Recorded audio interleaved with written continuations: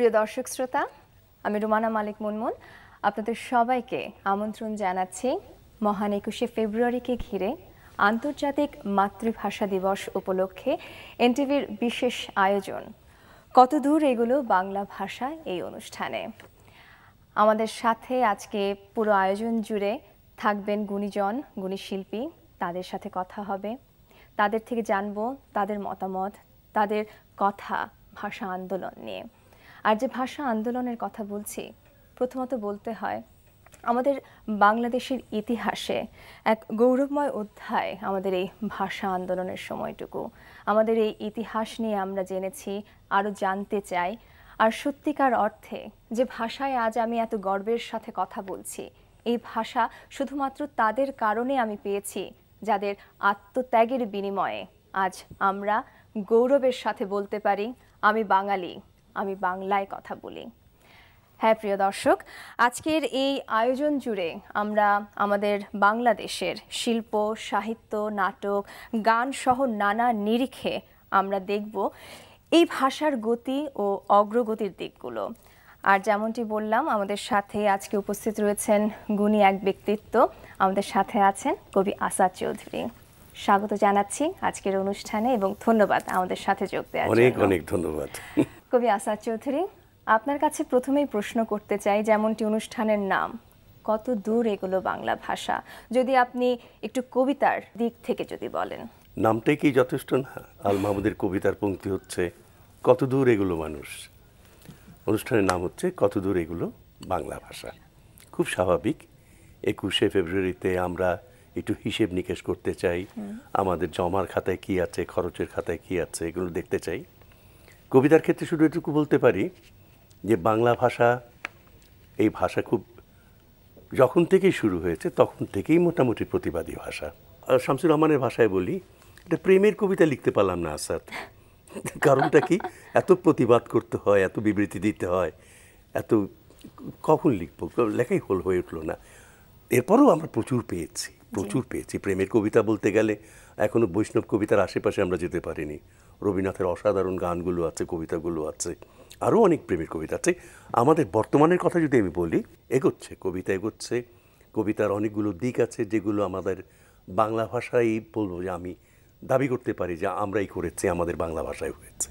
জসীমউদ্দীন যে কাজগুলো করে গেছেন, আমাদের চিরায়ত বাংলার দেশের সেই জনগোষ্ঠীর ভেতরে যে লোক উপাদানগুলো আছে তাকে কেন্দ্র করে পালা গানের মতো করে সুজন বাদিয়ার ঘাট, তারপরে সে বিখ্যাত নকশি কাঁথার মাঠ। আমি তো বলি নকশি কাঁথার মাঠ তো বলি না, আমি বলি নকশি কথার মাঠ। এত সুন্দর কথা তিনি লিখে গেছেন। জসীমউদ্দীন একটা, আমি বলবো যে পৃথিবীর সাহিত্যেই আধুনিক কালের একটা মাইল ফলক জসীমউদ্দীন, কোনো সন্দেহ নেই। আমি বলবো আবু জাফর ওবায়দুল্লাহর কথা। আবু জাফর ওবায়দুল্লাহ সবসময় নগরবাসী, কিন্তু তিনি কৃষি বিষয়ে একজন বিশেষজ্ঞ ছিলেন। আমি কিংবদন্তির কথা বলছি, বৃষ্টি ও সাহসী পুরুষগণ, আমি প্রথম দিকের কথা বাদই দিলাম একেবারে। শেষের দিকে যে কবিতাগুলোতে কৃষিভিত্তিক সমাজকে তিনি টেনে এনেছেন। খনার বচনের পরে এই পংক্তিগুলো আধুনিক কোনো কবির হাতে তেমনভাবে আসেনি, রূপসী বাংলার কবি ছাড়া। রূপসী বাংলার কবি কিন্তু আমাদের গ্রাম জীবনকে নিয়ে এসেছিলেন। জীবন দাসের কথা বলছি আমি যদি হাসান হাফিজুর রহমানের কথা না বলি, সিকান্দার আবু জাফরের কথা না বলি, অত্যন্ত অন্যায় বলা হবে। হাসান হাফিজুর রহমান, যিনি 21শে ফেব্রুয়ারির সংকলন তৈরি করে দিলেন, গ্রামের বাড়িতে গিয়ে ধান বিক্রি করে, বাপের গোলার ধান বিক্রি করে এসে 21শে ফেব্রুয়ারি সংকলন করলেন। দাঙ্গার উপরে 5টি গল্প, এখন পর্যন্ত একটা ইতিহাস দলিল হয়ে রইল। এবং তিনি সম্পাদনা করলেন কি বাংলাদেশের মুক্তিযুদ্ধের দলিল। আমি কি বোঝাতে পারছি যে আমাদের কবিদের হাতেই আমাদের মুক্তির সনদগুলো রচিত হয়ে আসছে। আমি যদি বলি যে রুদ্র মোহাম্মদ শহীদুল্লাহ যখন বলেন বাতাসে লাশের গন্ধ, এখনো বাতাসের লাশের গন্ধ। আমি যদি বলি সিকান্দার আবু জাফরের কথা, ভাবা যায় যেদিন 7ই মার্চের ঘটনার আগেই একটি কবিতা লেখা হলো, সেই কবিতাটা সেদিনই গোলাম মোস্তফা পাঠ করলেন শহীদ মিনারে, তুমি আমার আকাশ থেকে নামো, তুমি বাংলা ছাড়ো। গোটা বাংলাদেশ কেন হয়েছে? বাংলা ভাষার এই দেশের কবিতার মধ্যে, বাংলা প্রতিটি বর্ণমালার মধ্যে শহীদদের রক্ত আছে, মানুষের প্রতিবাদের রক্ত আছে, প্রতিবাদের অভিব্যক্তিগুলো আছে, ঘৃণা আছে, এবং এগুলো প্রাণ থেকে উৎসারিত। আমি এই বিষয় নিয়ে আপনার কাছ থেকে আরও শুনবো আরেকটি স্টুডিওতে, যেখানে আমাদের সাথে যোগ দিয়েছেন বিশিষ্ট অভিনেতা ও আবৃত্তি শিল্পী আরমান পারভেজ মুরাদ। তার কণ্ঠে শুনবো কবিতা। মুরাদ ভাই, কতদূর এগুলো বাংলা ভাষা? অরুণ দাস মনে হয় এটা অনুভব করেছিলেন বারংবার, তাই উনি তার কবিতায় বলে গেছেন, অদ্ভুত আঁধার এক এসেছে পৃথিবীতে আজ, যারা অন্ধ সবচেয়ে আজ বেশি চোখে দেখে তারা, যাদের হৃদয়ে কোনো প্রেম নেই, প্রীতি নেই, করুণার আলোড়ন নেই, পৃথিবী অচল আজ তাদের সুপরামর্শ ছাড়া। আমরা যে অন্ধকারে হারিয়ে যেতে বসেছি, সেখান থেকে যদি আলোতে যেতে চাই, তাহলে সুকান্ত ভট্টাচার্যের দেশলাইয়ের কাঠি হতে হবে আমাদের। আমরা যদি 18 কোটি মানুষ এক একটা দেশলাইয়ের কাঠি হতে পারি, তাহলে সমস্ত বিপদকে অতিক্রম করে আমরা নিশ্চয়ই আলোর দিকে ফিরব। অশেষ ধন্যবাদ মুরাদ ভাই। আরও একবার সাদর আমন্ত্রণ জানাচ্ছি এনটিভির বিশেষ অনুষ্ঠান কতদূর এগোলো বাংলা ভাষা। আমরা আরও একটি বিষয় নিয়ে কথা বলেছিলাম যে সর্বস্তরে বাংলা ভাষা চালু হচ্ছে না কেন। এই প্রসঙ্গে আমরা মুখোমুখি হয়েছিলাম বাংলা একাডেমির মহাপরিচালক শামসুজ্জামান খানের কাছে। শুনে নেই তিনি কি বলেছেন এই বিষয়টি নিয়ে। যদি সাধারণভাবে দেখি তাহলে বলবো যে সর্বস্তরে বাংলার প্রচলিত আছে, আর যদি বিশেষভাবে দেখি তাহলে বলবো সর্বস্তরে বাংলা ভাষার প্রচলন নেই। আছে যেটি বললাম সেটি হলো বাংলাদেশের সকল মানুষ ভুলভাল হোক বা যেভাবেই হোক বাংলা ভাষায় কথা বলে, বাংলা ভাষায় লেখে, বাংলা ভাষায় চিন্তা করে। আর বিশেষভাবে বলছি এই জন্যে আইন আদালতে, বিশেষ করে উচ্চ আদালতে বাংলা ভাষার প্রচলন নাই। জজ সাহেবরা ইংরেজিতে রায় লেখেন, দু একজন ব্যতিক্রম আছেন। এছাড়া আরও কোনো কোনো ক্ষেত্রে কখনো কিছুটা ব্যবসায়িক ক্ষেত্রে, কিছুটা গবেষণার ক্ষেত্রে বাংলা ভাষা ব্যবহৃত হয় না, কিন্তু ব্যবহৃত হওয়া মোটেই কঠিন নয়। আমরা তো দেখেছি বিজ্ঞানী জগদীশচন্দ্র বসু বাংলায় চমৎকার করে তিনি বিজ্ঞান বিষয়ক প্রবন্ধ লিখতেন। সত্যেন বসু আরেকজন বিখ্যাত বাঙালি বিজ্ঞানী, তিনি বাংলায় বিজ্ঞান চর্চা করেছেন, তার কোনোই অসুবিধা হয়নি। এমনকি আমাদের ডক্টর কাজী মোতাহার হোসেন বলেছেন যে 41 বছর ধরে আমি বাংলায় বিজ্ঞান পড়াচ্ছি, কোনোই অসুবিধা হচ্ছে না। আমরা শুনলাম জনাব শামসুজ্জামান খানের কথা, আপনি কি তার কথার সাথে কিছু যোগ করতে চান কিনা? আমি প্রায় 100% একমত, সঙ্গে একটু যোগ করব। আমার কথা না, আবু মোহাম্মদ সাহেবের কথা, অর্থনীতিবিদ ছিলেন, বিখ্যাত অর্থনীতিবিদ।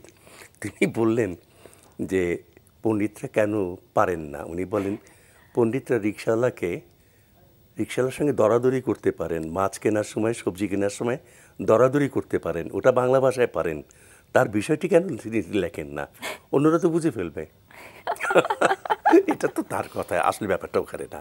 আমি আরও ক্যাটেগরিক্যালি বলি, বাংলাদেশের কৃষক, শ্রমিক, মজুর, জেলে, তাঁতি, মাঝি, শ্রমজীবী মানুষ, এরা বাংলা ছাড়া কিচ্ছু জানে না, এবং এরা উৎপাদনের সঙ্গে যুক্ত। আর আমরা যারা উৎপাদনের মেরে দিচ্ছি, নানা রকমের বাহানা করছি, আমরা কি করে গোপন করতে পারি জ্ঞানকে, আমরা সেই চেষ্টাটা করছি। যদি সৎ হই, আন্তরিক হই, বাংলা চলবে না কেন? তো কথা এগোনোর আগে আমরা একটু গান শুনে আসতে চাই।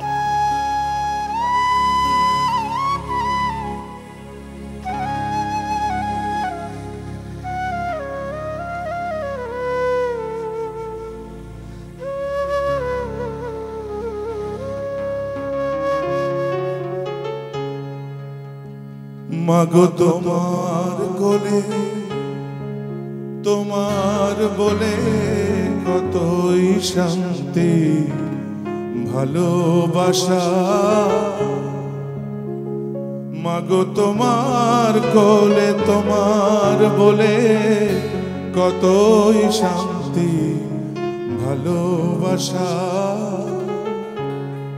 আমরি বাংলা ভাষা, মোদের গৌরব মোদের আশা, আমরি বাংলা ভাষা। মাগো তোমার কোলে তোমার বলে কতই শান্তি ভালোবাসা, মাগো তোমার কোলে তোমার বলে কতই শান্তি ভালোবাসা, আমরি বাংলা ভাষা, মোদের গৌরব মোদের আশা, আমরি বাংলা ভাষা।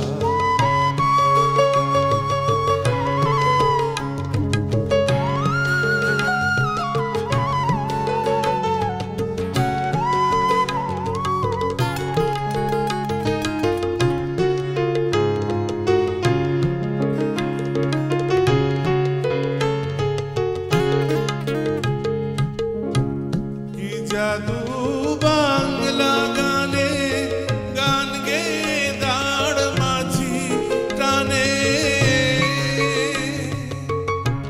গে গান নাচে বাউল, গে গান নাচে বাউল, গান গে ধান কাটে চাষা, আমরি বাংলা ভাষা, মোদের গৌরব মোদের আশা, আমরি বাংলা ভাষা।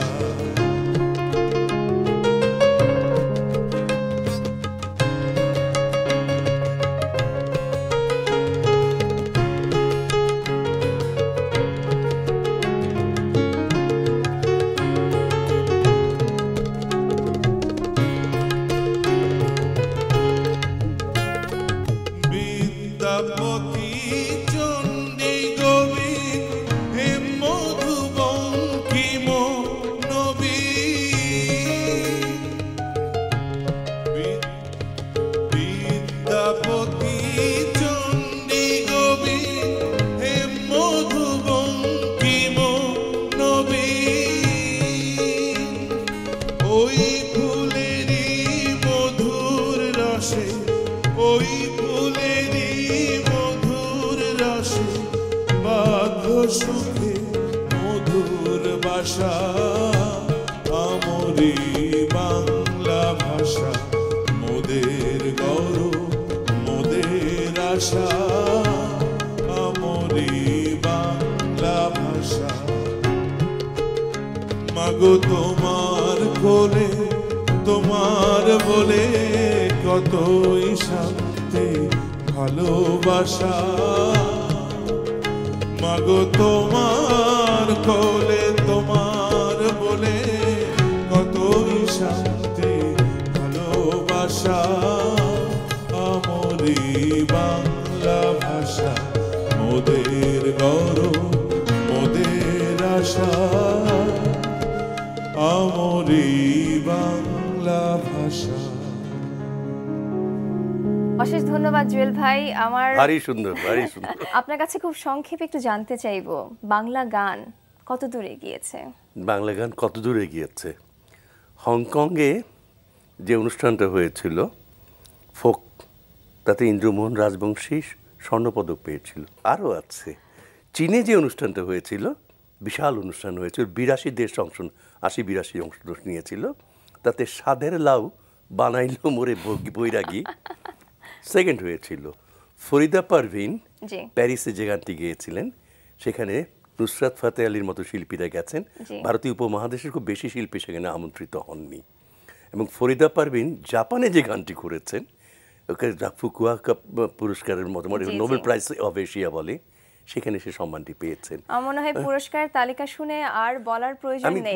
আমি পুরস্কারের কথা শুধু বললাম। আর 21শে ফেব্রুয়ারি বাংলা গানটা আজকে পৃথিবীর অনেক দেশে আজকে 21শে ফেব্রুয়ারি তাদের ভাষায় এই সুরে গাওয়া হচ্ছে।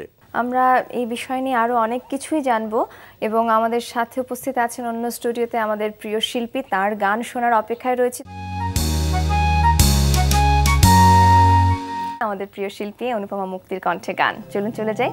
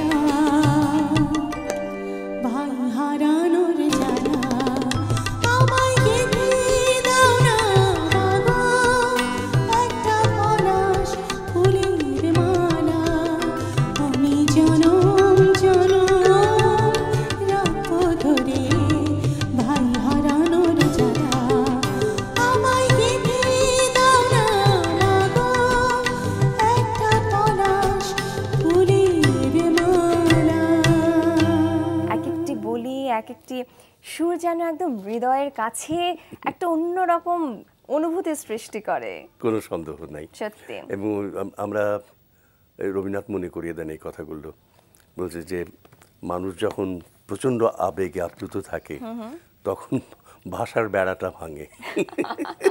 আমাদের বিদায় নেওয়ার সময় হয়ে গিয়েছে, আমি দর্শকের কাছে বিদায় নিচ্ছি। আপনাকে আরো একবার অশেষ ধন্যবাদ জানিয়ে নিতে চাই। মুনমুন, অনেক ধন্যবাদ। একটা ছোট্ট করে শেষ করে দিই, 1970 সনে একটা বই মেলা হচ্ছে নারায়ণগঞ্জ ক্লাবে। সেখানে সদর সাহেব করেছিলেন, সদর জয়নুদ্দিন সাহেব। সেখানে গরু লেখা, গরু ছিল, গরুর পেটে সাইনবোর্ডের মতো করে সেখানে লেখা আছে, আমি বই পড়ি না। আমি আর ইশারা করব না, আমরা চাই বলতে আমরা বই পড়বো, শুদ্ধভাবে বাংলায় কথা বলবো। সবাইকে অনেক অনেক শুভেচ্ছা জানিয়ে আমি চলে যাচ্ছি জুয়েল ভাইয়ের কাছে। আমাদের প্রিয় শিল্পী হাসান আবিদুর রেজা জুয়েল অপেক্ষা করছেন আমাদের অন্য একটি স্টুডিওতে। তার কণ্ঠে গান শুনতে শুনতেই আমরা অনুষ্ঠানটি শেষ করব। এবং আমরা আপনাদের সবাইকে অনেক অনেক ধন্যবাদ। আমরা শহীদদের প্রতি গভীর শ্রদ্ধা জানাই। অবশ্যই এই কথাটা যেন আমরা প্রতিদিন মনে রাখি। নিশ্চয়ই, শুধু একদিনই আমরা যেন সেই কথাটি মনে না রাখি, বছরের পর বছর, বছরের প্রতিটি দিন। সবাইকে অনেক অনেক ধন্যবাদ। জুয়েল ভাই। ধন্যবাদ মুনমুন, ধন্যবাদ আসাদ ভাই।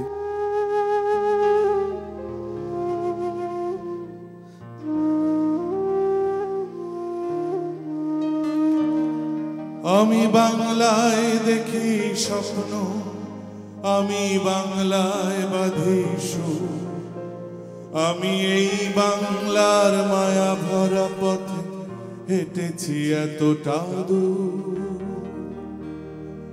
বাংলায় আমার জীবন আনন্দ, বাংলা প্রাণের সুর।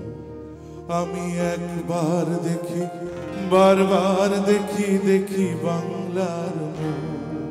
আমি একবার দেখি, বারবার দেখি, দেখি বাংলার রূপ। আমি বাংলায় গান গাই, আমি বাংলায় গান গাই, আমি বাংলায় আমি আমার আমি আমি কে আমার চিরদিন আমিকে এই চিরদিন বাংলায় এই খুঁজে পাই। বাংলায় খুঁজে পাই। আমি বাংলায় গান আমি গাই, বাংলায় গান গাই, আমি বাংলার আমি গান বাংলায় গাই, গান গাই। আমি আমার আমি কে চিরদিন এই বাংলায় খুঁজে পাই। খুঁজে পাই। আমি বাংলায় দেখি স্বপ্ন, আমি বাংলায় বাঁধি সুর, আমি এই বাংলার মায়া ভরা পথে হেঁটেছি এতটা দূর। বাংলায় আমার জীবন আনন্দ, বাংলা প্রাণের সুর। আমি একবার দেখি, বারবার দেখি, দেখি বাংলার মুখ।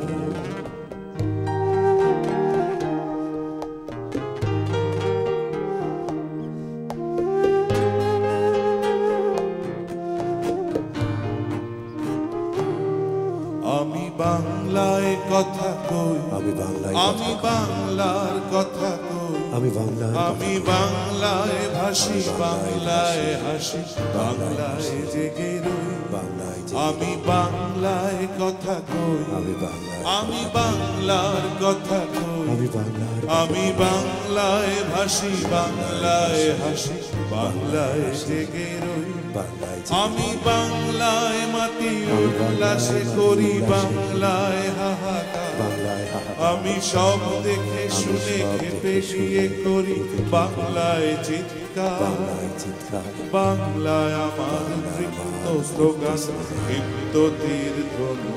বিদ্যুৎ আমি একবার দেখি, একবার দেখি, বারবার দেখি, বারবার দেখি, দেখি দেখি বাংলা